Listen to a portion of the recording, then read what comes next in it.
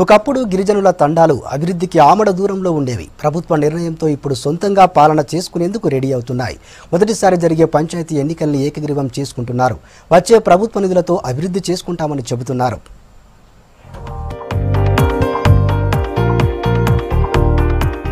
రాజన్న సిరిసిల్ల జిల్లాలో 255 గ్రామ పంచాయతీలుండగా కొత్తగా 35 తండాలు ఏర్పడ్డాయి.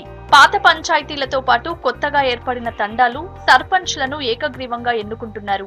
ప్రభుత్వంతో పాటు ఎమ్మెల్యేలు కూడా ప్రోత్సాహకాలు ప్రకటించడంతో ఇప్పటికే చాలా పంచాయతీల్లో సర్పంచ్, ఉప సర్పంచ్, వార్డు సభ్యులను ఏకగ్రీవంగా ఎన్నుకున్నారు. వేములవాడ నియోజకవర్గంలోని కోనారావుపేట మండలంలో ఇప్పటికే 4 తండాల్లో సర్పంచ్లను ఏకగ్రీవం చేసుకున్నారు.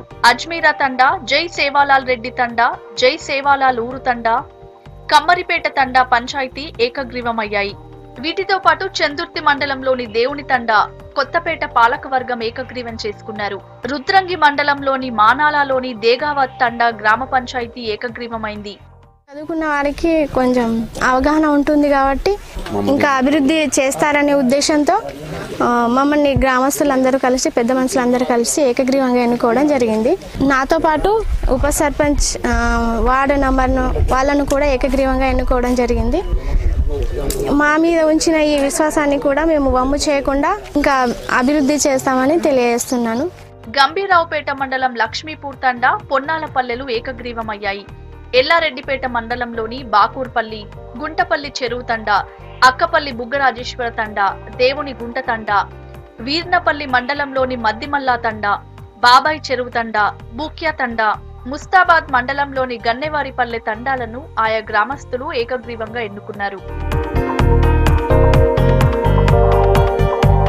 గ్రామ పంచాయతీలను ఏకగ్రీవం చేసుకుంటే ప్రభుత్వం నుంచి 10 లక్షలు, ఎమ్మెల్యే నిధుల నుంచి 15 లక్షలు వస్తాయని, దీంతో తమ తండాలను అభివృద్ధి చేసుకోవచ్చంటున్నారు ప్రజలు. ఇన్నాళ్లు సరైన నిధులు లేక అభివృద్ధిలో వెనకబడ్డామంటున్నారు.